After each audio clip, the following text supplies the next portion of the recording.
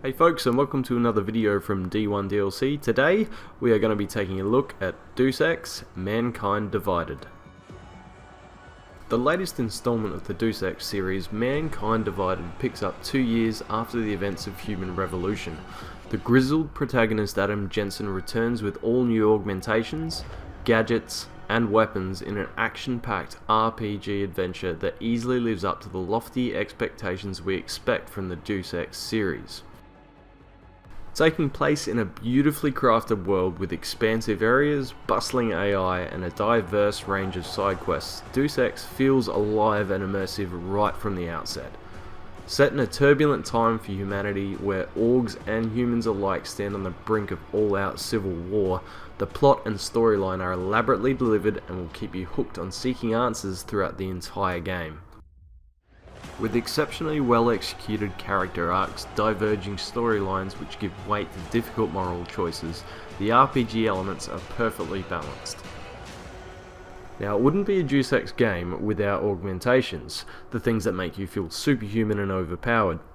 Now, for anyone that's played Human Revolution, all of your favourites are still there, but the good thing with Mankind Divided is that it introduces a number of new augmentations for us to play with. Included in these new augmentations are a detachable nano ceramic blade, a protective nano shield, and a fist-mounted electro-shock system akin to modern-day tasers. Now, on top of this, Jensen also has a directed energy cannon as part of his arm and hand augments. The energy is charged and released, causing a strong knockback effect. So you can see there's plenty of new toys for us to play with in Mankind Divided. On top of that, we've got some new upgrades, some new crafting systems, and some extremely intricately designed missions, allowing a lot of freedom and replayability for newcomers to the series or experienced Deus Ex veterans. Now, I did just want to really quickly touch on some of the choices that you get to make throughout the game.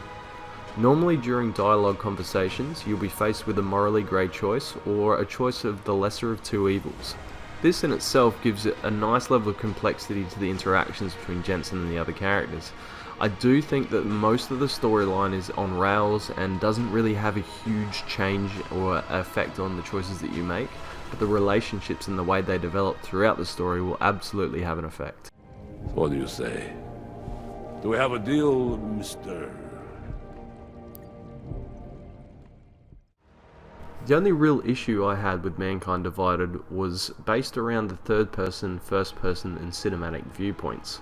Normally while moving through a level in stealth mode, you'll be taking cover and jumping from one point of cover to another automatically, which maintains a third person's perspective. But as soon as you decide to change tactics and go for a run and gun approach or try to sneak up behind an enemy, it'll put you into first person mode. This also occurs while performing a takedown on an enemy or during cinematic sequences. Now, in both cases, the first person and third person mechanics are solid, there is nothing wrong with them. With that said though, I definitely think that the transition between these viewpoints definitely breaks some of the immersion, and at times comes across as disjointed.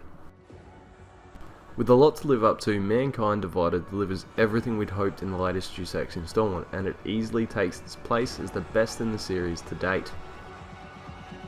So to sum things up, Mankind Divided is everything you've been looking for since Human Revolutions. Adam Jensen's back with some awesome new augmentations, a beautifully intricate world, excellent storyline and solid combat. There isn't really much more you can ask for. 8 out of 10.